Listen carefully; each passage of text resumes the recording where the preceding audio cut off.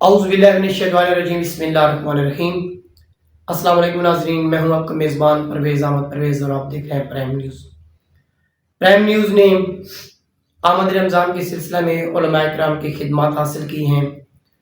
آج سے ہم آپ کو علماء کرام کی خدمات فراہم کریں گے۔ علماء کرام قرآن اور حدیث کی روشنی میں آپ کو فضائل رمضان اور رمضان کی برکات پہ بات چیت سنائیں گے۔ ارشاد باری تعالیٰ ہے، یا ایھا الذین آمنوا کتب علیکم الصیام کما کتب علی الذین من قبلکم لعلکم تتقون۔ اے ایمان والو، تم پر روزے فرض کیے گئے ہیں جس طرح کہ تم سے پہلی امتوں پر فرض کیے گئے تھے تاکہ تم متقی اور پرہیزگار بن سکو۔ قارئین، میں آپ کو ناظرین آپ کو بتاتا چلوں کہ ہمارا جو بھی پروگرام ہوگا وہ فرقہ واریت سے پاک ہوگا۔ 34 بار میں اللہ رب العزت فرماتے ہیں، واعتصموا بحبل اللہ جميعا ولا تفرقوا۔ کوشش کریں گے آپ تک جو بیانات پہنچائیں وہ خالص قرآن مجید اور حدیث مبارکہ سے ہوں، جس میں کسی قسم کا کوئی فرقہ واریت کا تاثر نہ ہو۔ آج میرے ساتھ موجود ہیں قاری محمد اشرف صاحب، خطیب اعظم سرگودا، جو سرگودا سے اسپیشل ہمارے اسٹوڈیو میں تشریف لائے۔ ان کو میں پرائم نیوز کی جانب سے خوش آمدید کہتا ہوں۔ جی قاری صاحب، کیا حال ہے؟ جی الحمدللہ۔ قاری صاحب، آمد رمضان ہے، آپ ہمارے ناظرین کو رمضان کے حوالے سے کچھ بتائیں گے، رمضان کے فضائل، مسائل اور عام باتیں، جس سے امت مسلمہ اللہ کی اس رحمت و بھرے مہینے میں اپنی عبادت کر کے اس کی رحمت کو خوب سمیٹ سکیں اور اپنے گناہوں کی بخشش کروا سکیں اور اپنے درجات بلند کروا سکیں۔ آپ ہمارے ناظرین کو فضائل رمضان بتائیں۔ جی اعوذ باللہ من الشیطان الرجیم، بسم اللہ الرحمن الرحیم۔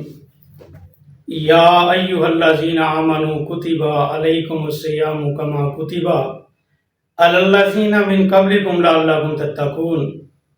اللہ رب العزت نے اپنی لا ریب کتاب قرآن مجید فرقان حمید میں ماہ رمضان کے روزوں کی فضیلت بیان کی، ماہ رمضان کا ذکر کیا، اور کن لوگوں سے کیا؟ اللہ نے ایمان والوں سے۔ ایمان والوں، میں نے تم پہ روزے فرض کیے جیسے کہ پہلی امتوں پہ فرض کیے تھے، تاکہ تم روزہ رکھو، متقی اور پرہیزگار بنو۔ تو اللہ کے قرآن نے ہمیں یہ بتا دیا کہ ماہ رمضان کے جو روزے ہیں یہ مومنوں کے لیے فضیلت تو ہیں، لیکن روزہ رکھنے سے مومن متقی بھی بن جاتا ہے اور پرہیزگار بھی بن جاتا ہے۔ تو دوسرا فرمان مصطفیٰ ہے، انما الاعمال بالنیات، کہ عملوں کا دار و مدار نیت پہ ہے۔ جس طرح مومن کی نیت ہوگی اللہ تعالیٰ اس کو اس طرح کا عظیم اجر عطا فرمائے گا۔ اگر کوئی مومن کسی مجبوری کی وجہ سے بیمار ہے، سفر میں ہے، روزہ نہیں رکھ سکتا، تو اللہ کے قرآن نے اس کو چھوٹ دی ہے کہ وہ روزہ چھوڑ دے، مسافر ہے، بیمار ہے۔ لیکن اس کا متبادل میرے کریم آقا نے فرمایا کہ اگر کسی روزے دار کا کھجور کے ساتھ یا پانی کے ساتھ وہ روزہ افطار کروا دے یا اس کو سحری کروا دے تو اللہ تبارک و تعالیٰ اس کو بھی روزے کے برابر ثواب عطا فرمائے گا۔ اور دوسرا میرے کریم آقا نے فرمایا کہ اپنے پڑوس میں خیال کیا کرو، اگر کوئی لاچار ہے، بیمار ہے، روزہ رکھنا چاہتا ہے لیکن اس کے سحری کے لیے، اس کی افطاری کے لیے اس کے پاس اہتمام نہیں ہو سکتا، تو کم از کم اس کی سحری کا اہتمام کر دیں، اس کے لیے افطاری کا اہتمام کر دیں، تو انشاءاللہ تعالیٰ سحری کرانے سے، افطاری کرانے سے اس کو اللہ تعالیٰ پورے روزے کے برابر ثواب عطا فرمائے گا۔ اور تیسرا معاملہ اس کا یہ ہے کہ اگر کم از کم روزہ مومن نہیں رکھ سکتا، بیمار ہے، مسافر ہے، تو میرے کریم لاجپال آقا نے فرمایا تو کم از کم اس مہینے کا احترام کر لے، اس مہینے کا ادب کر لے۔ تو اس سے مراد کیا ہوئی؟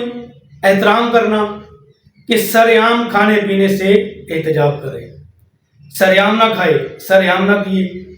اگر وہ کھانا پینا چاہتا ہے، روزہ نہیں ہے، تو کم از کم چھپ کے اپنے کھانے پینے کا اہتمام کرے، تاکہ اللہ تعالیٰ اس کو اس مہینے کا ادب کرنے کی وجہ سے، احترام کرنے کی وجہ سے اللہ اس پہ بھی اپنی رحمت نازل فرمائے۔ اور جو اس مہینے کا ادب کرتا ہے، وہ جیسے کہ بخاری شریف کی حدیث میں ہے کہ ایک مجوسی جو ہمارے خدا کو خدا نہیں مانتا تھا، مجوسی کا مطلب ہے آگ کی پوجا کرنے والا، آگ کو خدا ماننے والا، تو اس کے بیٹے نے کیا کیا؟ بازار میں سرعام کھانا پینا شروع کر دیا۔ تو باپ نے اپنے بیٹے کے منہ پہ تھپڑ لگا دیا کہ تجھے شرم نہیں آتی، سریعام کھاتا پیتا ہے؟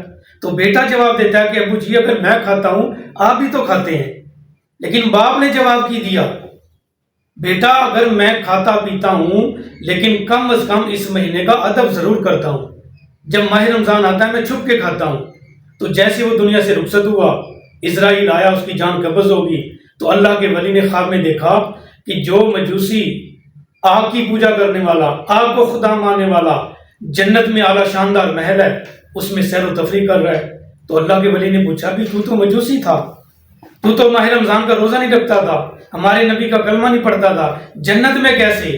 تو اس مجوسی نے یہ جواب دیا کہ واقعی میں آپ کے خدا کو خدا نہیں مانتا تھا، نبی کا کلمہ نہیں پڑھتا تھا، لیکن جب ماہ رمضان مسلمانوں کا مہینہ آتا تھا تو میں اس مہینے کا احترام کرتا تھا، اس مہینے کا ادب کرتا تھا۔ تو جس کی بنا پہ اللہ تعالیٰ نے جب اسرائیل آیا میری جان قبض کرنے کے لیے، تو اللہ تعالیٰ نے احترام کے بدلے مجھے ایمان بھی نصیب فرمایا اور اللہ تعالیٰ نے مجھے جنت میں محل بھی عطا فرما دیا۔ تو اگر ایک مجوسی اس مہینے کا احترام کرے، اللہ اس کو جنت میں اعلیٰ مقام دیتا ہے، تو اگر کوئی نبی کا کلمہ پڑھنے والا، نبی پہ ایمان رکھنے والا اس مہینے کا ادب و احترام کرے گا تو اس کا اللہ تعالیٰ اس کو کیا انعام عطا فرمائے گا۔ اچھا قاری صاحب یہ بتائیں کہ رمضان شریف ہے، روزہ ٹوٹنے کی کون کون سی وجوہات ہیں؟ اکثر لوگوں کو کہہ آ جاتی ہے، الٹی جس کو کہتے ہیں، وومٹنگ ہو جاتی ہے، تو کئی کہتے ہیں کہ یہ روزہ ٹوٹ گیا، تو اس بارے تھوڑی سی وضاحت فرما دیں، 2-3 اور مسائل ہیں۔ جی ہاں، دیکھو ہمارا اتنا کمزور نہیں ہے کہ الٹی آ گئی اور روزہ ٹوٹ جائے، لیکن اس کی ایک وجوہات بتائی گئی ہیں۔ ہمارے کریم اللہ پاک نے فرمایا کہ اگر کوئی جان بوجھ کر اپنے حلق میں انگلی لگائے اور خود کہہ کرے، اس الٹی سے روزہ ٹوٹ جاتا ہے۔ لیکن اگر الٹی خود بخود آئی ہے بیماری کی وجہ سے، بخار کی وجہ سے، تو اس میں میرے آقا نے فرمایا کہ اس الٹی سے اس کا روزہ کسی قیمت پہ نہیں ٹوٹے گا۔ جب ٹوٹے گا اگر وہ خود الٹی کہہ کر کے خود پیدا کرے گا۔ بعض علماء کرام کہتے ہیں کہ اگر الٹی آ گئی ہے اور آپ سمجھتے ہیں کہ آپ کا جسم نحیف ہو گیا ہے، آپ اس جو آپ نے کھایا تھا پیٹ بھر کر وہ نکل گیا ہے اور آپ کو اندیشہ ہے کہ آپ بیمار پڑ جائیں گے، تو آپ روزہ کو توڑ سکتے ہیں، مطلب کھا بھی سکتے ہیں بعد میں؟ جی نہیں، ایسی صورت میں بھی ہمارے کریم آقا نے بالکل اس کی کتنی اجازت نہیں دی، کیونکہ روزہ اتنا کمزور ہوتا ہی نہیں کہ اگر اس کو الٹی آ گئی کہ اس کی جان جانے کا خطرہ ہو جائے گا۔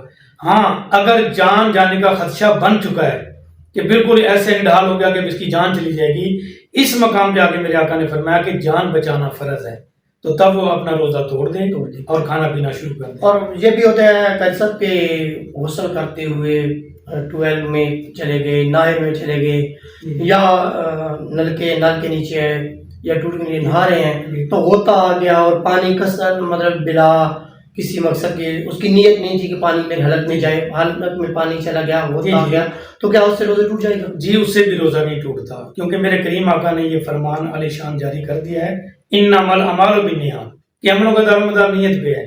اس کی نیت تھی ہی نہیں کہ میں روزہ توڑنا ہے، اچانک سے اگر اس کے حلق میں پانی نیچے چلا گیا ہے تو اسے روزہ کبھی نہیں ٹوٹے گا۔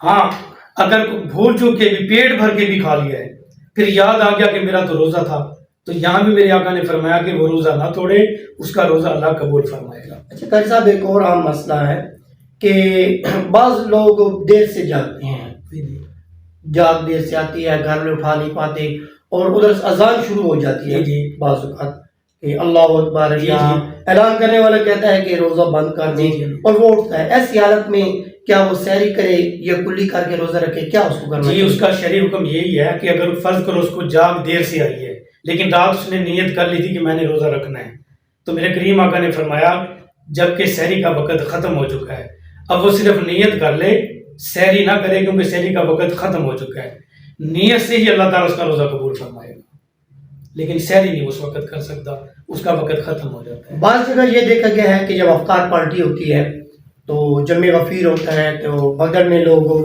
افطار جو ہے جلدی کر دیتے ہیں، کوئی کھجور ہے دیکھا دیکھی لوگ شروع کر دیتے ہیں، اس بارے کیا حکم ہے کہ کیا ایک اذان سن لے؟ بعض لوگ کہتے ہیں کہ 3 شاطیں آ جائیں، جب 3 اذانیں سن لیں تب روزہ افطار کریں، بعض کہتے ہیں کہ کہیں سے بھی اللہ اکبر کی صدا آ گئی تو آپ فوراً روزے کھول لیں، اس بارے پر جی بالکل، اس میں بھی یہی شرعی حکم ہے کہ اگر آپ کے کانوں میں ایک جگہ سے ایک مقام سے اذان کی آواز آ چکی ہے نا، تو اس کا مطلب یہ ہے کہ اب افطاری کا وقت ہو چکا ہے، اس اذان پہ وہ مومن اپنا روزہ افطار کر سکتا ہے۔ جی ناظرین، یہ تھے ہمارے ساتھ قاری محمد اشرف صاحب، اشرف چشتی صاحب، جو خطیب اعظم سرگودا میں خطابت کر رہے ہیں، مسجد میں جمعہ بھی پڑھا رہے ہیں۔ بڑے پیارے انداز سے انہوں نے فضائل رمضان اور مسائل رمضان پہ گفتگو کی۔ ناظرین، دعا کرتے ہیں کہ اللہ تعالیٰ ہم سب مسلمانوں کو اس مقدس مہینے کی برکات سمیٹنے کی توفیق عطا فرمائے، روزے رکھنے کی توفیق عطا فرمائے، نمازیں پڑھنے کی توفیق عطا فرمائے۔ اور ناظرین، آپ سے آخری ریکویسٹ کرتے ہوئے اجازت چاہوں گا کہ اپنے قریب، اپنے بہن بھائیوں، اپنے رشتہ داروں، اپنے پڑوسیوں کا خاص خیال رکھیے گا۔ مہنگائی بہت زیادہ ہے، غربت نے چاروں طرف ڈیرے ڈال رکھے ہیں۔ بہت سے لوگ ایسے ہیں جو روزہ تو رکھنا چاہتے ہیں لیکن ان کے پاس سحری اور افطاری کا اہتمام نہیں ہے۔ ایسے لوگوں کے سحری اور افطاری کا اہتمام کر کے آپ خوب برکتیں اور رحمتیں سمیٹ سکتے ہیں۔ سب کی دعاؤں کا طالبدار پرویز احمد پرویز اور قاری محمد اشرف چشتی صاحب آپ سے اجازت چاہتے ہیں۔ بہت مہربانی، اللہ حافظ۔